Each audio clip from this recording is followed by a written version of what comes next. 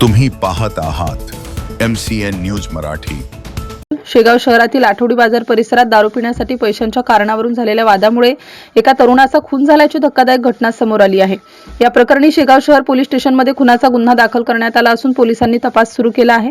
फिर्यादी गजानन राजू तायडे वय 40 वर्ष राहणार धनगर नगर शेगाव यांनी पोलीस स्टेशनमध्ये दिलेल्या तोंडी फिर्यादीवरून कायम अपराध नंबर 305/226 अंतर्गत भारतीय न्याय संहिता 2023 च्या कलम 103(1) अन्वये गुन्हा दाखल करण्यात आलाय। या प्रकरणातील आरोपी शेख जावेद शेख करीम वय अंदाजे 30 वर्ष राहणार काँग्रेस नगर शेगाव याने मयत शाहरुख हारून पटेल वय 31 वर्ष राहणार शेगाव याच्यासोबत दारू पिण्यासाठी पैशांच्या कारणावरून वाद घातला। हा वाद विकोपाला गेल्यानंतर आरोपीने शाहरुख पटेल यांच्या डोक्यावर लाकडी दांड्याने जबर मारहाण केली। या मारहाणीत त्यांचा मृत्यू झाला। ही घटना 13 मे 2026 रोजी सायंकाळी 6:30 वाजताच्या सुमारास आठवडी बाजारातील बजरंगबली मंदिराजवळ घडली।